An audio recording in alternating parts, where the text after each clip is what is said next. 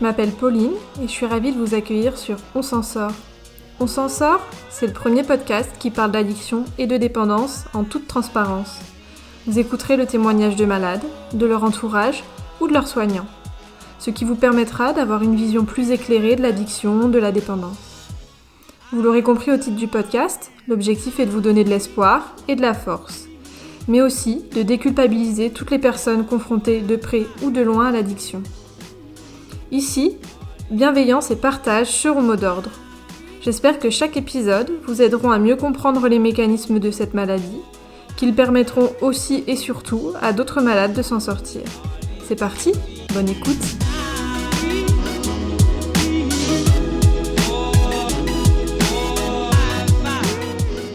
Notre enfance est censée être une période de découverte, d'amusement et d'innocence. Mais pour certains d'entre nous, ce temps de l'insouciance vole en éclats quand un événement traumatique y surgit. Il faut alors essayer de construire l'adulte que nous deviendrons sur des bases qui ont été malmenées par autrui. Mais comment réagir quand l'histoire se répète et touche notre propre enfant ? Comment réussir à faire face à la détresse d'un fils quand celle-ci réveille aussi nos propres traumatismes ? Pour ce deuxième épisode d'On s'en sort, Virginie a accepté de nous partager son histoire, de nous expliquer comment l'addiction est arrivée dans sa vie, et surtout de nous livrer les détails de ce combat qu'elle a aujourd'hui gagné. Attention, cet épisode aborde le sujet de l'inceste. Bonjour Virginie. Bonjour Pauline. Dans un premier temps, ce que je vous propose, c'est de vous présenter. Mon nom est Virginie Amonet, j'ai 41 ans. J'ai été journaliste réalisatrice pour la télévision française. Je viens de Paris et je suis maman d'un enfant qui a 15 ans maintenant. Et je suis également l'auteur de Noyé dans l'alcool, publié chez Max Milo Éditions. Ma première question, elle est toute simple. Pour vous, c'est quoi une addiction ? C'est une impossibilité vraiment de contrôler ses pulsions, qu'elles soient et psychologiques et physiques, et de devoir les assouvir avec le produit qui était le mien, l'alcool. J'étais alcoolique pendant 5 ans, je buvais uniquement de la vodka. Et j'en suis arrivée jusqu'à boire 2 bouteilles de vodka par jour, et plus tout ce que je pouvais trouver. J'ai bu pour oublier mes problèmes, noyer mes problèmes dans l'alcool, c'était vraiment ça le but. J'ai voulu retrouver un peu de gaieté avec l'alcool dans un moment qui a été très difficile pour moi à vivre, voire impossible à gérer. Et donc j'ai acheté une première bouteille pour me redonner un peu le sourire, pour redonner un peu le sourire à mon fils aussi, être plus légère, moins triste, tracassée, et donc enlever cette douleur insupportable que je devais sentir. Et en fait, j'ai choisi le meilleur anxiolytique du monde, qui est l'alcool, et ça a très très bien marché. Au début, ça a très bien fait son effet et je me suis pas du tout rendu compte du danger. Voilà, le problème avec l'alcool, c'est que vous pensez que vous pouvez toujours maîtriser l'alcool, et en fin de compte, c'est l'alcool qui vous maîtrise. On peut pas être plus fort que le produit. Justement, à quel moment vous vous êtes senti que vous tombiez vraiment dans l'engrenage et que finalement l'alcool vous dominait ? Ça a commencé vraiment en 2004 quand j'ai appris que mon fils avait été victime d'inceste. Donc il y a un traumatisme derrière parce que moi aussi j'ai été victime d'inceste quand j'étais petite. Et donc mes parents à l'époque n'avaient rien fait pour moi. Donc comme mon fils a été victime, le sol s'est effondré sous mes pieds. Donc bien sûr j'ai été en justice pour lui, pour qu'il soit reconnu comme victime. Et puis j'ai tenu bon tout le temps de la procédure. Et puis ça a été une procédure très longue avec beaucoup de choses à faire. Et en fin de compte, j'ai mis toute mon énergie et ce qui s'est passé, c'est qu'une fois que tout a été dans les mains de la justice, j'avais plus rien à faire et je me suis retrouvée devant un grand vide en attendant que la justice fasse elle-même son travail. Et c'est là où il y a eu ce relâchement et où je pris ce premier verre. Je suis tombée dans l'alcool à ce moment-là et puis la décision de la justice, elle est tombée longtemps après, 2 ans après, et c'était trop tard.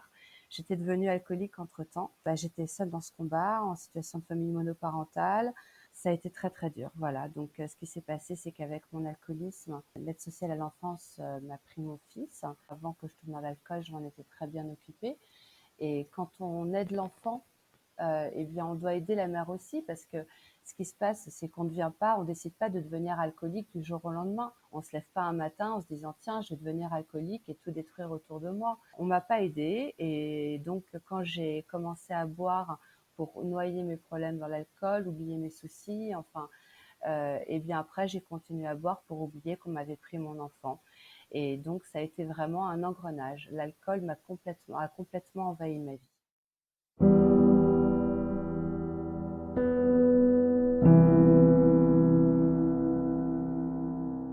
C'est vrai que j'ai commencé à consommer le soir uniquement.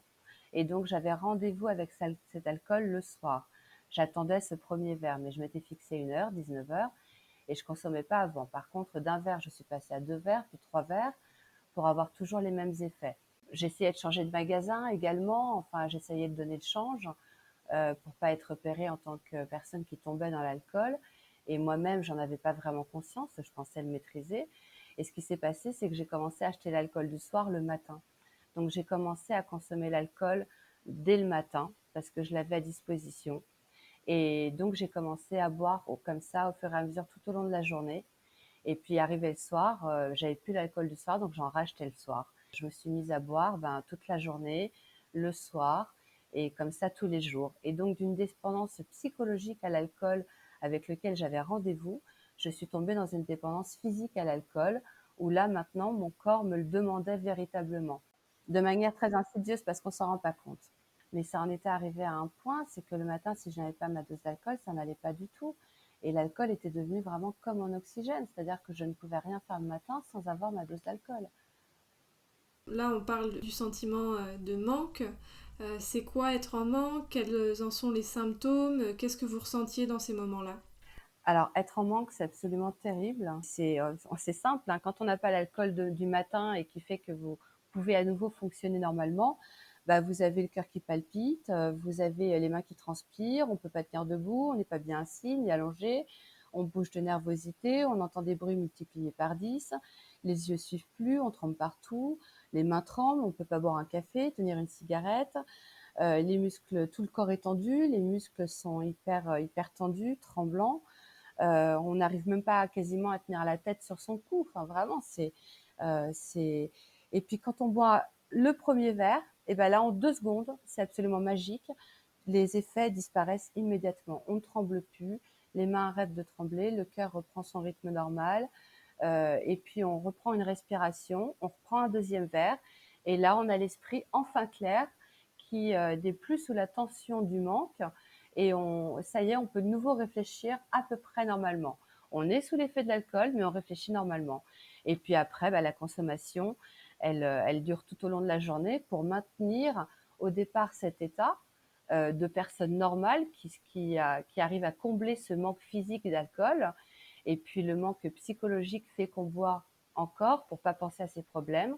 Et puis ça va jusqu'au sommeil, ça va jusqu'à des comas éthyliques. On a des blackouts, on ne se souvient plus de rien. Le manque d'alcool, c'est aussi les déliriums tremens, c'est-à-dire que si, avec tous ces tremblements et tous les symptômes que je vous ai expliqués, vous pouvez aussi avoir des hallucinations. Le délirium tremens, c'est un état grave associant un délire, des hallucinations, des tremblements généralisés, une angoisse extrême. Il survient chez l'alcoolique chronique lors d'une privation d'alcool ou, au contraire, d'une ivresse aiguë, d'une infection, d'un traumatisme. Il est dû à des lésions toxiques du cerveau. Source CHU de Rouen. Moi, par exemple, j'ai eu des hallucinations en noir et blanc où je voyais des visages qui me regardaient dans la pièce, que je ferme les yeux, que je les ouvre. Et ces visages, ils me regardaient tout le temps dans la pièce. Ces sensations-là, vous les ressentiez au bout de combien de temps sans avoir consommé d'alcool? C'est très simple, hein. Vous vous endormez, vous êtes cuite d'alcool le soir, vous vous réveillez le matin. Si vous n'avez pas votre dose d'alcool le matin, donc ça peut être 6 heures de sommeil, ça peut être 8 heures de sommeil, mais si vous vous réveillez le matin et que vous n'avez pas votre dose d'alcool, le corps de toute façon ne suit plus. L'essence, c'est l'alcool, le moteur, c'est votre corps. Il faut injecter de l'essence, de l'alcool dans votre corps pour avancer. Si vous êtes dans ce manque physique d'alcool, et physique et psychologique d'alcool, là, vous ne pouvez rien faire sans avoir consommé. Très concrètement, oui, on devient esclave de l'alcool. Toute notre vie tourne autour de ça. On pense à aller chercher l'alcool, puis après, quand est-ce qu'on va le boire, comment on va cacher les cadavres de bouteilles. On fait plus attention à changer de magasin après. On fait plus attention non plus de mettre des talons, de s'apprêter, de se faire joli. Après, plus personne n'est dupe. Vous vous habillez avec des vêtements larges pour cacher les bouteilles à votre entourage, pour pas les mettre dans votre sac parce que là, c'est très vite repéré. Et ça, c'est vraiment aussi tout le mécanisme du manque qui se met en place, c'est-à-dire que vraiment toute votre vie est gérée par l'alcool. J'imagine que à ce moment-là, vos proches se rendaient compte de quelque chose. Comment vos relations justement avec tout votre entourage a évolué pendant toute cette période? Alors, quand j'ai commencé à comprendre que j'avais un problème avec l'alcool, je suis allée chez mes parents avec mon fils, car bien sûr, je pouvais plus m'en occuper comme je le souhaitais. Pour moi, c'était une sécurité, et en fin de compte, ça a été une erreur, parce que du coup, je me suis reposée sur mes parents qui s'occupaient de mon fils. Je me suis enfoncée dans l'alcool beaucoup plus, de manière solitaire dans ma chambre, chez mes parents. Au départ, ils le voient pas. Et puis, c'est vrai que vous donnez le change. Et encore une fois, quand on consomme, on pense vraiment maîtriser l'alcool et être plus fort que lui. On s'en rend pas compte et on veut pas entendre l'entourage. Et l'alcoolique a mille ruses et il ne veut pas regarder en face la réalité. De toute façon, c'est ce qu'on appelle le déni. Et ça, c'est une grosse étape importante qu'il faut dépasser. Et ça met du temps. Oui, j'imagine. Avec un petit peu de recul, à votre avis, comment doit réagir l'entourage face à une personne qui est en prise avec l'addiction? Qu'est-ce qu'il devrait faire et ne pas faire justement face à cette personne? C'est très intéressant parce que pour l'entourage, c'est très très compliqué. Évidemment, l'entourage souffre énormément. Ils ont envie d'être des personnes qu'on appelle aidantes, mais ils ne peuvent pas. Et en fait, la manière dont ils réagissent la plupart du temps, c'est de vous fliquer. Fouiller partout, ils essayent de contrôler votre consommation, à vous obliger d'arrêter de consommer. Mais en fait, ça produit l'effet inverse. C'est-à-dire que plus ils vous fliquent et plus vous consommez. C'est-à-dire que comme vous êtes fliqué, eh ben, vous attendez le moment où vous allez pouvoir consommer, donc vous consommez plus. Parce que vous ne savez pas quand est-ce que vous allez pouvoir reconsommer. Donc c'est complètement contre-productif de fliquer quelqu'un qui est alcoolique, quelqu'un qui est malade. Et malgré tout, on a besoin aussi d'eux pour aller chercher parfois l'alcool. Vous n'êtes plus en état de le faire, vous êtes en attente d'une prise en charge hospitalière, ça prend du temps et c'est un crève-cœur pour l'entourage, mais il faut comprendre que la personne alcoolique, elle ne peut pas arrêter de boire pour les autres, elle peut arrêter de boire que pour elle-même.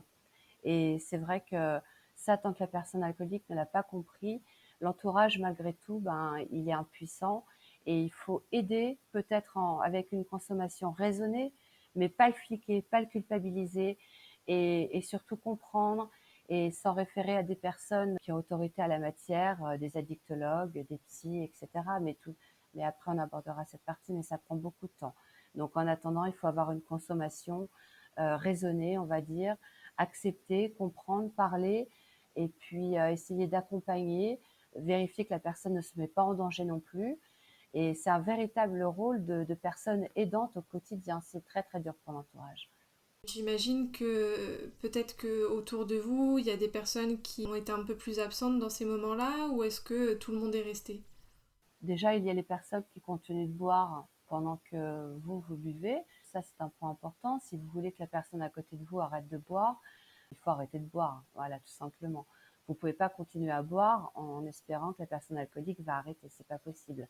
Tant qu'il y a du produit, il y a une phase, tant qu'il y a du produit à la maison aussi, c'est pas possible d'arrêter. Il faut une phase transitoire où il n'y a pas de produit à la maison du tout. Mais ça, c'est quand la personne alcoolique est prête.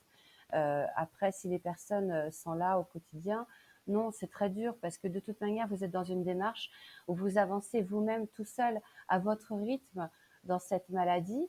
Il y a des étapes qu'il faut passer et donc l'entourage est là au départ, il est désemparé.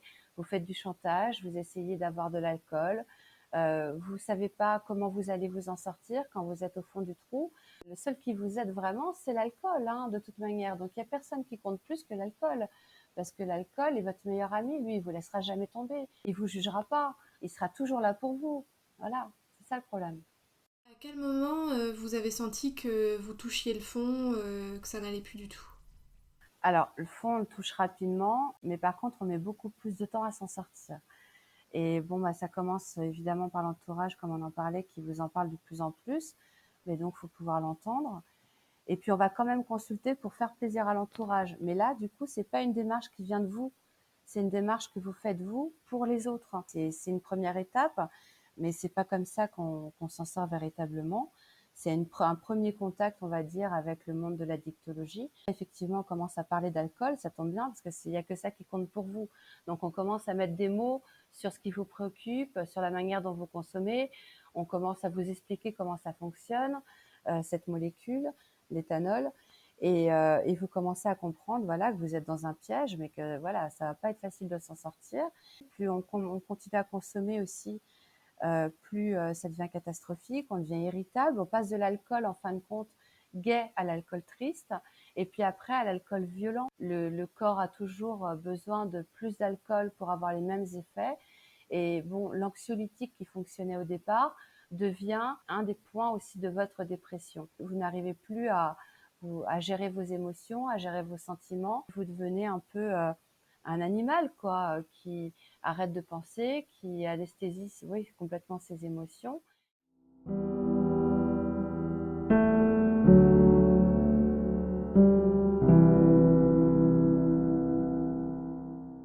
On commence à comprendre aussi que, au niveau des neurones, ça bloque un peu. Alors bon, c'est les choses qui vous font prendre conscience que vous touchez le fond, c'est de manière plus factuelle, c'est quand on vous prend votre enfant, après quand vous perdez votre permis de conduire, ce qui m'est arrivé également, quand vous pouvez plus aller aux toilettes tout seul, quand oui, vous avez les nerfs qui lâchent et que vous marchez dans la rue et que vous avez besoin de vous tenir au mur, vous coller au mur parce que sinon vous avez peur de tomber, vous n'avez plus d'équilibre. C'est un suicide à petit feu, l'alcoolisme. Il y a tout ce qui se cache en fait derrière l'alcool. Il y a vous le disiez, la tristesse. Vous donnez l'impression que vous voyez pas la lumière au bout du tunnel et comment sortir de là. Du coup, qu'est-ce qui a fait que vous vous êtes décidé de faire prendre en charge cette addiction? Comment ça s'est passé? On parle souvent d'un déclic. Est-ce que vous l'avez ressenti comme ça? Et pourquoi? C'est vrai qu'on nous parle sans cesse du mot déclic. Dès qu'on consulte, on nous dit tu vas avoir le déclic, ou les associations nous disent tu vas avoir le déclic. Je déteste ce mot déclic parce que quand on est au fond du trou, on le cherche, hein, ce déclic. On se demande quand est-ce qu'il va venir, où est-ce qu'on va le trouver, si on va se lever le matin et qu'on va l'avoir. On le cherche, il ne vient pas. C'est un peu comme aussi la baguette magique d'Harry Potter, quand on se dit ouais, ça va nous tomber dessus. Mais au final, le déclic, on le trouve au cul de la bouteille. C'est une prise de conscience qu'il faut avoir. C'est pas le mot déclic, c'est vraiment une prise de conscience qu'on a nous-mêmes dans notre fort intérieur qui arrive, hein, un jour. Et ça, c'est le bon mot, la prise de conscience. Malheureusement, souvent, pour avoir cette prise de conscience, faut toucher le fond. Ce matin, je suis sortie, j'étais encore fortement alcoolisée. Et puis, il y avait beaucoup de vent, beaucoup, beaucoup de vent. Et j'ai été prise dans un tourbillon où je me suis vue, j'ai senti les odeurs de l'hôpital, j'ai entendu les sirènes de police, j'ai entendu tous ces gens qui hurlent à la mort dans les hôpitaux. Je me suis sentie vraiment dans cette détresse, seule. Je me suis vue, oui, quasiment dans la tombe. Et je savais que mon fils allait pas bien. Et je me suis dit, mais si tu veux aider ton fils, il faut d'abord que tu t'en sortes et tu peux pas continuer à vivre comme ça. C'est pas possible. L'alcool gère toute ta vie. Enfin, c'était même plus que ça transpirait en moi. Et donc, j'ai pu retoucher une goutte d'alcool. Quand vous avez pris cette décision de vous faire aider, accompagner, comment vous avez vécu le parcours de soins, la prise en charge médicale? Combien de temps ça a mis pour que la prise en charge se mette en place d'ailleurs, tout simplement? Quand j'ai commencé à consulter, on me faisait croire que c'était facile de décider de s'en sortir, que c'était une décision à prendre, que ça ne tenait qu'à moi. Et on vous ramène toujours à votre impuissance de réagir. Et vous racontez votre histoire, vous restez dans vos problèmes. On vous propose des médicaments qui peuvent être dangereux si on continue à boire en même temps aussi. Mais il faut savoir que quand vous buvez, c'est parce que vous souffrez. Les médicaments, ils mettent du temps à agir. Alors que quand on boit de l'alcool, c'est immédiat. Et là, vous oubliez immédiatement vos problèmes. Avec les médicaments, pas du tout. Et il faut déjà faire un travail sur soi pour prendre les médicaments et avoir arrêté de boire. La prise en charge, elle est très compliquée. Et quand on est dans cet alcoolisme-là, on ne peut pas s'en sortir seul. Il y a des choses à mettre en place. Il faut mettre en place des changements, mais ça, on l'apprend après. La prise en charge médicale, elle est très longue. Il y a des délais d'attente qui sont très, très longs. Et il faut trouver le bon interlocuteur. Il faut avoir confiance. Vous ne pouvez pas parler de ça avec votre médecin de famille. Et pourtant, dès les premiers signes, il faudrait le faire. Il faudrait dire à son médecin de famille, voilà, j'ai l'impression que j'ai un problème avec l'alcool. Parce que c'est vrai que se diriger tout de suite vers un addictologue, on se dit non, j'ai un problème avec l'alcool, mais j'en suis pas encore là. Il y a plein de petites choses à faire quand on sent qu'on glisse et que moi, j'ai malheureusement pas faites. L'addictologue seul, vous pouvez pas y arriver. Oui, il vous parle de déclic, mais il vous parle pas du parcours de soins. Oui, donc j'imagine que vous saviez pas trop dans quoi vous vous lanciez et au final, ce sevrage, comment il s'est mis en place, comment vous avez réussi à le maintenir par la suite et quel a été finalement le parcours de soins entre la prise de conscience et l'abstinence. Alors déjà, quand on attend le sevrage, ça met 1 mois à se mettre en place. Et en 1 mois, on peut mourir 10 fois. Tomber dans les escaliers, tomber dans la rue, conduire en état d'ivresse. Le fait d'attendre, d'être dans cette attente, c'est un désespoir parce que la situation, elle est urgente. Quand une personne, un malade alcoolique se présente, il faut le prendre en charge immédiatement. Or, quand on va voir un addictologue et qu'on vous propose un sevrage, on vous met dans une position d'attente. En attendant, vous faites quoi? Vous buvez, vous prenez des médicaments, vous faites les deux, vous faites quoi? Donc la réponse immédiate, c'est l'alcool. Donc la plupart des gens, quand ils rentrent en sevrage, ils rentrent alcoolisés ou alors ils ont bu la veille au soir et ils rentrent en sevrage le matin. Quand on fait un sevrage pour la première fois, on a envie d'y croire et on pense que ce sevrage, il va nous guérir de l'alcool en 15 jours et qu'il va suffire simplement que d'un sevrage pour guérir de l'alcool. Mais c'est faux. En fait, en sevrage, on guérit le manque physique d'alcool, pas le pourquoi on boit. On vous donne des médicaments pour enlever le risque physique du manque. Vous êtes hors de votre contexte de vie. Vous êtes protégé. Il n'y a pas d'alcool, évidemment, mais vous êtes avec d'autres personnes. Et puis, quand on commence à parler avec ces autres personnes, on s'aperçoit qu'ils en sont à leur 3e sevrage ou à leur 10e sevrage. Et on se dit que c'est pas possible, qu'on va s'en sortir. On comprend pas ce que c'est qu'un sevrage au départ. Et quand on sort de sevrage, on n'a plus les symptômes de manque physique, on se sent bien, mais par contre, on vous lâche dans votre environnement et c'est problématique parce que en 15 jours, oui, on vous a guéri physiquement, mais on n'a pas soigné le manque psychique.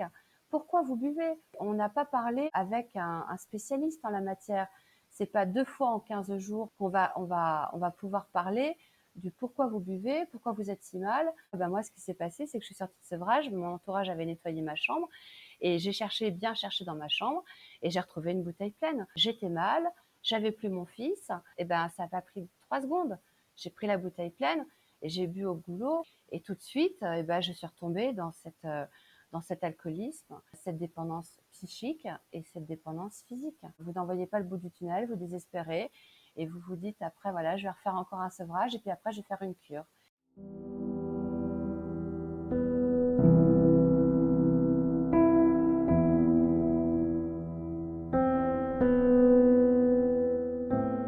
On vous fait participer à une cure pendant 1 mois. On vous éloigne encore plus longtemps de votre environnement familial, ce qui est très bien.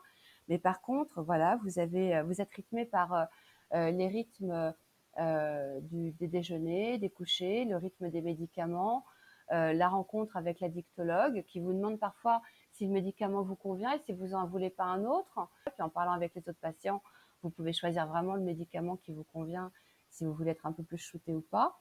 Et puis après, on vous fait faire des marque-pages, de la poterie. Il y a un coiffeur, on vous fait peindre des volets.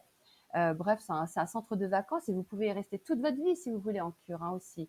Donc en fin de compte, le fait de vouloir se sortir de l'alcool, c'est vraiment, oui, on peut être aidé par ce type de structure, mais c'est vraiment une démarche qui est somme toute très personnelle. Il faut savoir pourquoi on boit. Il faut un accompagnement en addictologie, mais un vrai suivi psychologique fort derrière, justement pour soigner ce pourquoi vous buvez. Et une fois que vous avez compris pourquoi vous buvez, c'est une bonne partie du chemin qui est parcouru. Il y a donc l'étape du déni, déjà à bousculer. Après, il y a l'étape de savoir pourquoi vous buvez et d'en parler avec quelqu'un, de se faire accompagner par un addictologue et un psychologue. Et ça, c'est hyper important. Parce que oui, il y a un traitement médicamenteux à avoir après l'arrêt de l'alcool, mais il y a un accompagnement psychologique fort à avoir aussi. Ça a été un long parcours. C'est-à-dire qu'il a fallu que je quitte Paris. J'ai rencontré quelqu'un. On a acheté un camping-car. On a erré dans toute la France parce que j'étais pas en état de reprendre un travail, ni de m'installer quelque part. Je ne savais pas du tout ce que je pouvais envisager. Quand j'ai perdu mon permis, on a atterri dans un camping. J'ai appelé mes parents pour avoir la clé de la maison de campagne dans la Nièvre, qui est un coin un peu perdu, mais ô combien salvateur. Ça a été mon salut.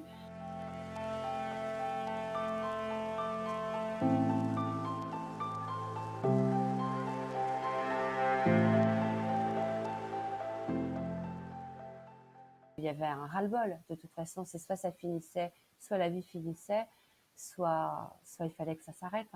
Et en fait, là, j'ai rencontré une association qui s'appelle l'AMPA, le XAPA. Et là, j'ai tout de suite été prise en charge par eux, immédiatement, ce qui a fait toute la différence. J'ai eu un suivi immédiat avec un addictologue qui m'a donné un traitement médicamenteux au départ. Et tout de suite, j'ai rencontré la psychologue et aussi la secrétaire médicale qui fait la liaison. Et j'ai maintenu mes rendez-vous. Mais de toute manière, depuis que j'ai eu cette prise de conscience, le 18 novembre 2018, j'ai pu retoucher à une goutte d'alcool. Comme vous le disiez tout à l'heure, la prise en charge médicale est un peu chaotique parfois. Il y a plusieurs failles dont on a parlé. Vous avez réussi à vous en sortir malgré ces failles. À votre avis, ça tient à quoi?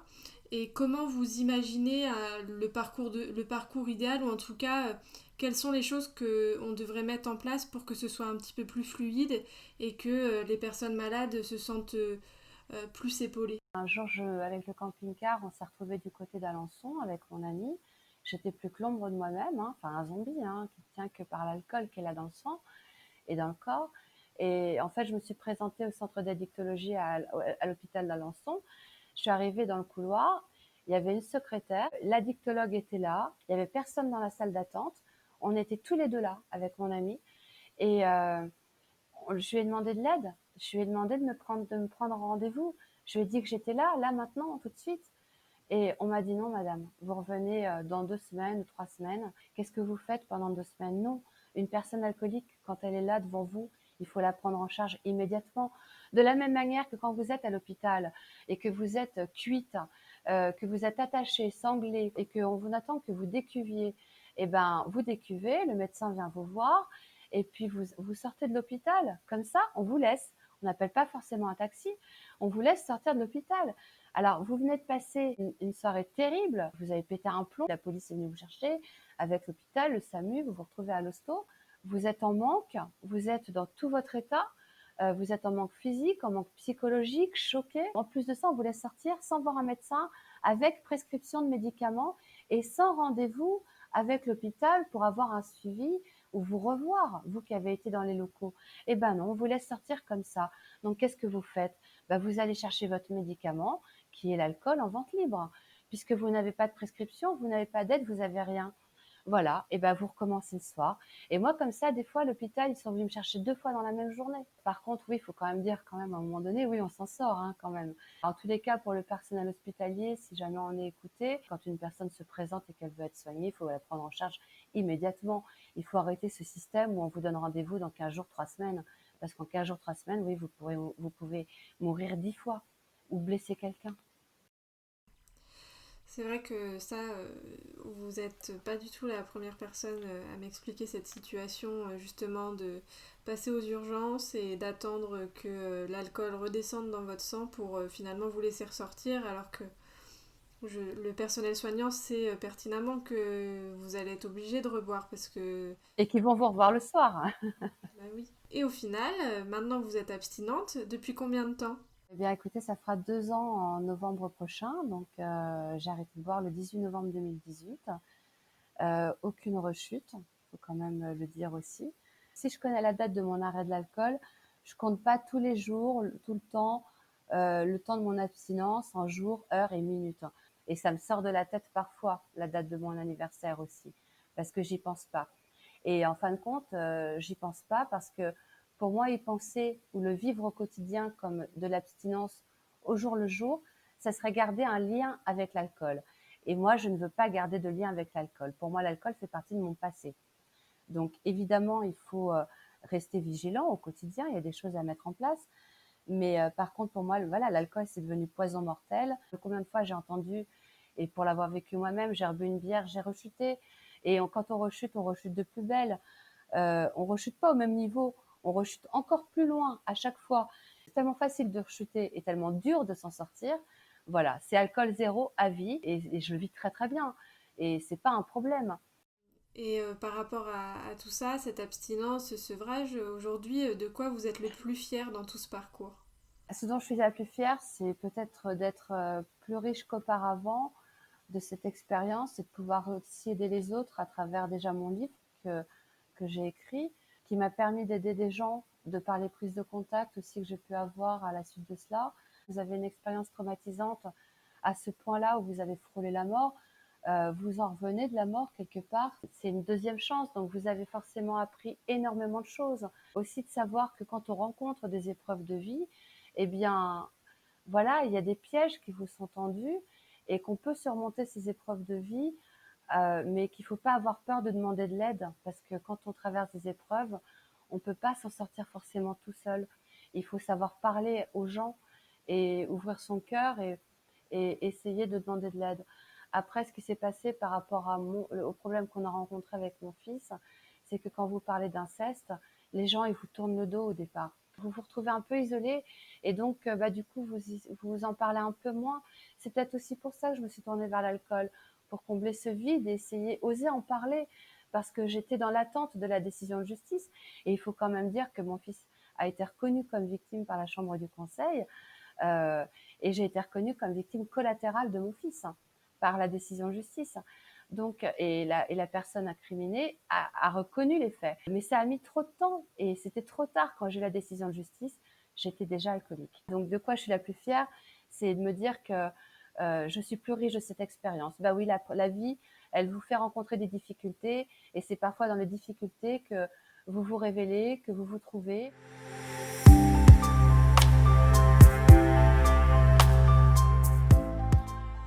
Si on doit essayer de parler de la vie après l'addiction, c'est vrai qu'on croit que d'arrêter de boire, on atteint le sommet de la montagne. Il faut garder cet objectif-là. Évidemment, il faut arrêter de boire.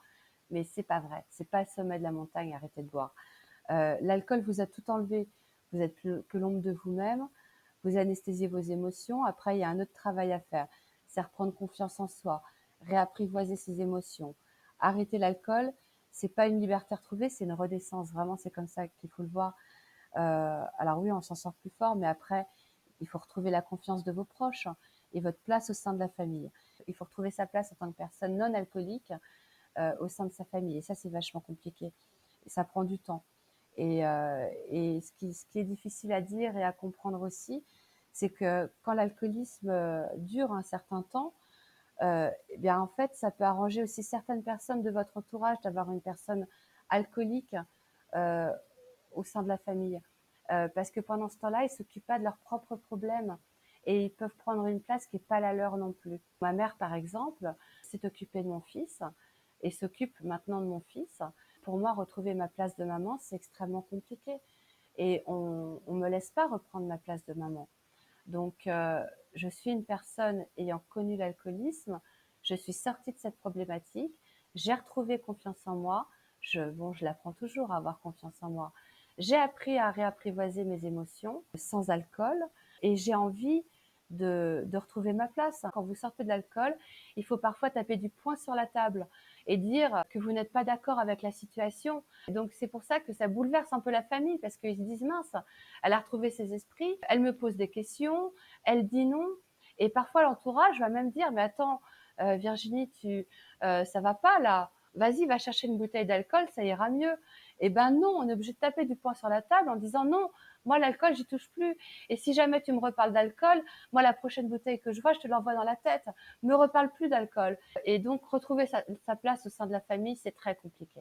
Donc ça c'est l'autre sommet de la montagne. Si j'étais pas tombée dans l'alcool, ou si je m'en étais sortie plus tôt, ou si l'aide sociale à l'enfance, quand ils m'ont enlevé mon enfant, ils m'avaient aidé moi, la maman qui s'occupait de son enfant toute seule pendant des années, où on sait que le père il est pas là. Il faut aider la mère aussi. J'ai pas eu ces aides-là. Donc évidemment, l'alcool a été mon meilleur allié pendant des années. Il y a plusieurs sommets à atteindre. Il y a l'arrêt de l'alcool et après il y a retrouver sa place au sein de la famille. Et on réouvre les yeux différemment quand on est sorti de l'alcool. On s'est tellement anesthésié avec que un petit oiseau qui passe, un petit chat qui vous regarde, ça prend une importance considérable. Faire beaucoup de choses physiques. Et puis après, quand vous souffrez trop, moi, le livre, ça a été aussi une thérapie. Et c'est comme ça que j'ai commencé mon livre, après une scène traumatisante justement que j'ai vécue à l'hôpital. Et puis, et puis voilà, il y a des choses à mettre en place. Mais tout ça prend beaucoup de temps, beaucoup, beaucoup de temps. Et ça va pas assez vite. Moi, mon fils, ça fait 2 ans que j'ai plus de nouvelles de lui. J'en avais beaucoup plus. Voilà, c'est là aussi difficile de retrouver sa place. C'est que j'avais beaucoup plus de nouvelles de mon fils quand il était à l'aide sociale à l'enfance, parce que je le voyais une fois par mois, parce que j'avais des nouvelles de lui au téléphone, parce on me rendait compte de ce qu'il faisait. Depuis qu'il est chez mes parents, je n'ai pas mon fils au téléphone, je ne le vois pas, je n'ai pas de lettres de lui. Et puis ma mère me dit qu'elle parle de moi, que ça va prendre du temps, qu'il faut qu'il me pardonne, sachant que j'ai jamais été violente avec mon fils. Hein. J'avais pas l'alcool violent avec lui quand je l'avais encore. J'avais l'alcool triste, j'étais pas dans mon état normal. Et puis donc j'ai été chez mes parents, mais j'avais pas l'alcool violent à l'époque. C'est après que j'ai eu l'alcool violent, quand on me l'a retiré. Il y a eu un traumatisme. Oui, il m'a été enlevé, il a été à l'aide sociale à l'enfance et en famille d'accueil, oui. Le fait qu'il soit chez mes parents a rajouté un autre traumatisme aussi, parce que ma mère a pris le rôle d'une maman. C'est quand même pas anodin. Depuis qu'il est chez eux, moi, j'ai plus rien, j'ai plus de nouvelles, plus rien. Et je dois vivre avec cette absence, cette culpabilité aussi. Mais il faut que je m'enlève cette culpabilité si je veux continuer à avancer dans ma vie. Il faut aussi que j'arrive à vivre avec mon fils qui est loin de moi, en espérant qu'il revienne vers moi un jour. Voilà les dégâts de l'alcool. Voilà.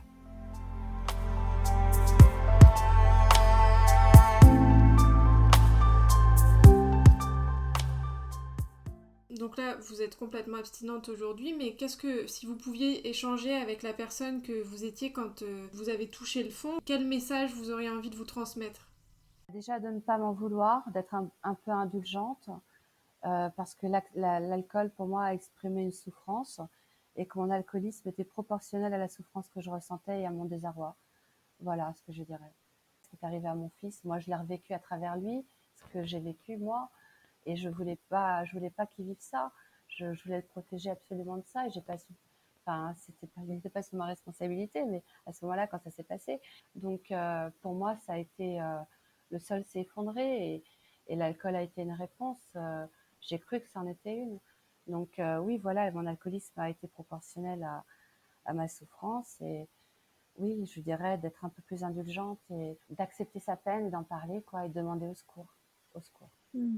Donc au final, est-ce que le message, c'est pas tout simplement de dire, n'hésitez pas à appeler au secours, à demander de l'aide et c'est pas du tout une preuve de faiblesse? Ouais, mais encore une fois, ça dépend des épreuves que vous traversez. Bon, il y en a, ils vont tomber. Et puis, j'ai pas à faire d'échelle de valeur par rapport à ce qu'on traverse non plus. Moi, ça a été cette situation-là. Mais on peut tomber dans l'alcool parce qu'on s'entend pas avec son conjoint. On peut tomber dans l'alcool parce que on s'ennuie aussi. Donc, on boit pour se remplir, pour combler ce vide. On peut tomber dans l'alcool pour plein de raisons différentes parce que l'alcool est très pernicieux. Après, moi, dans ma situation, quand j'ai demandé de l'aide, je ne l'ai pas forcément trouvé. Quand j'ai demandé un peu de soutien, je ne l'ai pas forcément trouvé.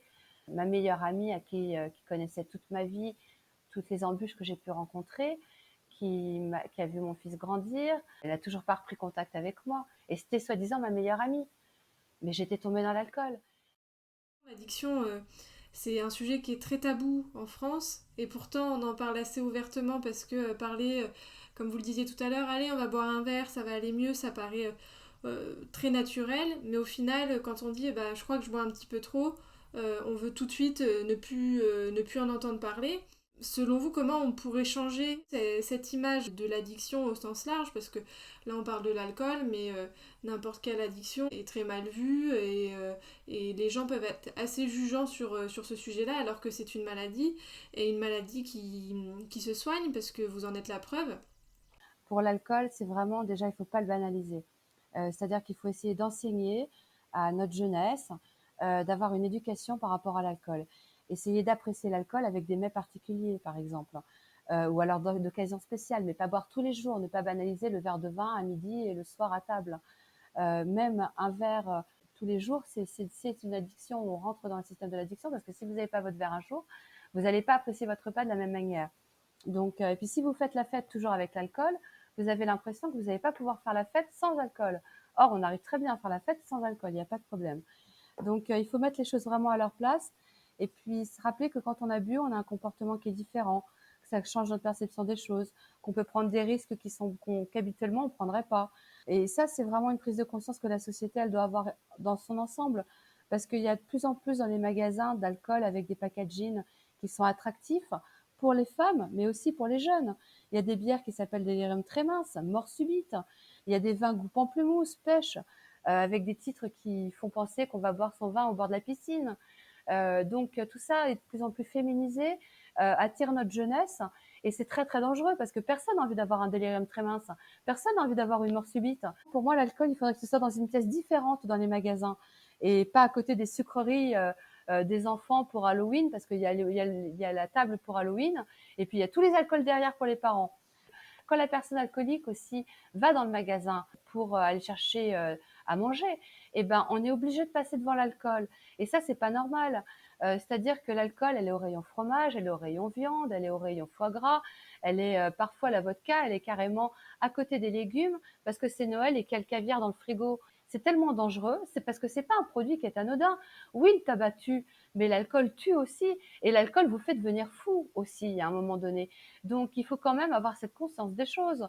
Et donc, l'alcool, pour moi, doit être dans une pièce séparée. Je ne demande pas à ce qu'il y ait des packaging neutres, mais par contre, à ce qu'on ne soit pas tout le temps avec cet alcool en face de nous. Vous regardez le journal de la première chaîne en France. La confrérie du boudin, c'est avec un verre à la main. On ne peut pas aller à une terrasse de café sans avoir une bière à la main, comme si le fait de ne pas boire était quelque chose de mal ou de pas normal. Ben non, on peut aller dans un bar et commander un jus d'orange, un jus de tomate ou autre chose, ou un verre d'eau. Il faut qu'on arrête aussi de croire qu'on ouvre une bouteille de champomy avec ses enfants et que c'est pas les inciter à une future consommation d'alcool. C'est pas anodin complètement. Ça ressemble à une bouteille de champagne. Ça fait le pchoup, le bouchon, comme une bouteille de champagne. Mais il n'y a pas l'enseignement et l'éducation qui va avec. Donc, on a l'impression qu'on va faire la fête avec le champagne. Déjà, on met l'enfant dans cette position-là. Et ça, c'est pas bien. De la même manière qu'on va pas servir un sirop au goût morito à un enfant, alors qu'après, il y a le morito aussi après. Les bières sans alcool, c'est bien pour les personnes qui ne veulent pas boire de l'alcool. Mais une personne qui a été alcoolique, eh ben, je vous garantis qu'elle ne peut pas boire un substitut du pastis 51. C'est pas possible, même sans alcool, pardon. Ou une bière sans alcool. Le goût de l'alcool, vous ne voulez plus l'avoir. Par contre, vous pouvez quand même manger des plats cuits à base d'alcool. Alors d'autres vous diront que non. Mais moi, je fais partie des gens qui aiment bien manger et c'est pas pour ça que je vais replonger. Mais par contre, un bon bœuf bourguignon avec du vin cuit qui est mijoté, etc., ça me fait plaisir. Ça me fait plaisir. L'addiction est oui tabou en France. Bah, si on veut que ce soit un peu moins tabou, il faut qu'on ait une éducation par rapport aux produits. Effectivement, c'est vrai que il y a une vraie problématique derrière et c'est très culturel au final. En France, l'alcool fait partie intégrante de nos vies sans qu'on s'en rende compte. C'est vrai que la bouteille de champomy, je l'avais jamais vue comme ça, mais vous avez tout à fait raison. C'est une incitation. En fait, pour faire comme les grands, il faut boire un substitut du champagne et puis quand on sera grand, on pourra boire du champagne. C'est vrai que le message est là, quoi. Et donc, vous arrivez plus à imaginer que vous pouvez faire la fête sans alcool aussi. C'est quand même problématique de commencer sa vie comme ça. Et justement, deux dernières questions. Qu'est-ce qui a changé en vous depuis que vous en êtes sorti, que vous êtes sorti de l'alcool? Cette nouvelle personne, qu'est-ce qu'elle aurait envie de dire à ses proches, à vos parents, à votre fils et à vos amis justement? Moi, ce qui a changé en moi, c'est vraiment d'être une nouvelle personne et en mieux. Parce qu'on n'est pas le même une fois qu'on est sorti de cet enfer. On n'est vraiment pas le même. Donc, on réapprend à vivre, on réapprend à marcher, on réapprend à tout gérer, ses émotions, on réapprend à faire la cuisine, on, on réapprend à faire une place dans la société, on réapprend à avoir confiance en soi. Donc, oui, on est une nouvelle personne parce qu'on est riche du passé qu'on a déjà eu. Et puis en même temps, on est riche de la galère qu'on a vécue, d'autant plus avec un produit qui a vraiment maîtrisé toute votre vie. De toute manière, la vie, c'est le soleil qui se lève tous les matins, c'est une chance de pouvoir voir la lumière véritablement. Donc il y a un moment donné où il faut quand même se donner un peu de compassion, un peu d'indulgence et puis avancer dans la vie. Et puis oui, on en rencontre des difficultés, bien sûr. Moi, bah, mon fils me manque, évidemment que j'aimerais bien le voir, le serrer dans mes bras. C'est une douleur qui est inimaginable. Mais malgré tout, le matin, il faut que je me lève quand même avec un peu de gaieté, faut pas que je vive dans le passé, dans cette culpabilité d'être tombée dans l'alcool. Oui, c'est une maladie, mais c'est vrai que malgré tout, c'est une maladie dont on guérit. C'est-à-dire que non, je ne serai pas alcoolique toute ma vie. De la même manière qu'une personne qui a eu un cancer, qui est en rémission de son cancer et qui est guérie de son cancer, elle n'est pas cancéreuse toute sa vie, ou elle n'est pas leucémique toute sa vie. Et ben, pour moi, l'alcool fait partie de mon passé. Donc, on ne va pas me faire peser le poids du passé dans ma vie au présent et ma vie future. Bien sûr qu'elle a une influence sur ma vie future et sur mon présent, mais ça fait quelqu'un de moi plus riche.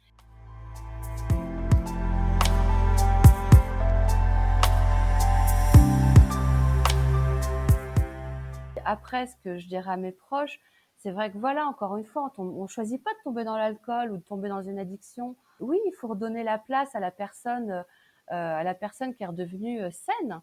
Encore une fois, si c'est reconnu comme une maladie, on en guérit. Et puis maintenant, il y a un avenir qui est meilleur. Il y a, il y a des choses à construire, il y a des bonheurs possibles. Et donc, il n'y a plus de temps à perdre. Et voilà, ce que j'ai envie de dire à mes proches, c'est allez, maintenant, on avance et puis on va vers autre chose et on va goûter un peu au bonheur parce qu'on a suffisamment souffert comme ça, on a suffisamment eu de tristesse et de douleur comme ça. Et, euh, et maintenant, voilà, on ne sait pas ce qui peut arriver demain, surtout en cette période où on sort de confinement.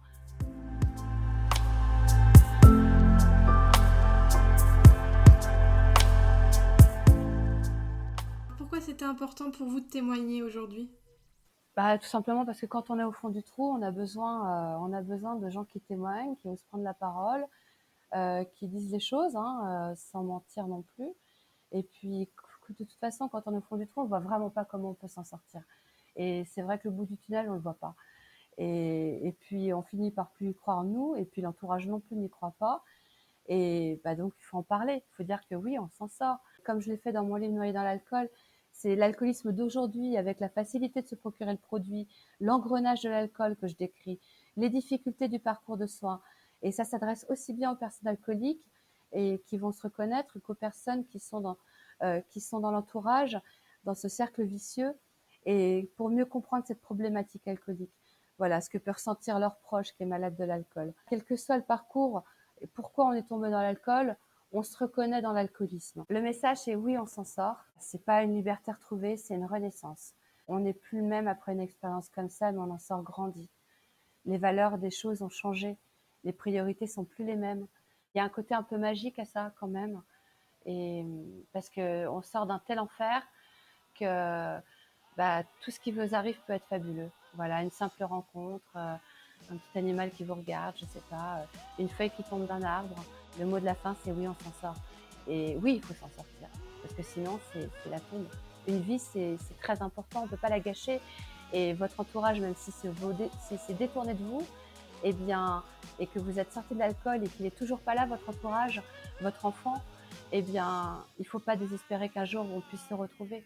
Gardez confiance, on s'en sort. Il faut vraiment bousculer les portes. Si on ne vous laisse pas rentrer par la porte, passer par la fenêtre, mais demandez de l'aide. Il y a plein d'associations. Vous n'arrêtez pas à une association.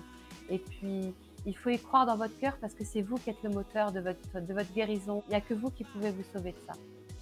Donc, gardez confiance. Un immense merci à Virginie Amonet pour ce très beau témoignage à cœur ouvert. Je vous invite d'ailleurs à lire Noyé dans l'alcool, publié chez Max Milo Éditions, un livre dans lequel Virginie livre son vécu avec honnêteté et espoir. Si vous avez des questions ou si vous souhaitez témoigner, contactez-moi sur Facebook ou Instagram @onsensort ou par mail sur contact.onsensort@gmail.com. Si cet épisode vous a plu, partagez-le autour de vous et envoyez-moi plein d'étoiles pour faire grandir la communauté On s'en sort. Je vous retrouve dans 2 semaines pour un nouvel épisode. Prenez soin de vous et à très vite. Si vous avez besoin d'aide, d'informations ou d'écoute, vous retrouverez l'ensemble des numéros verts à votre disposition dans la description de l'épisode.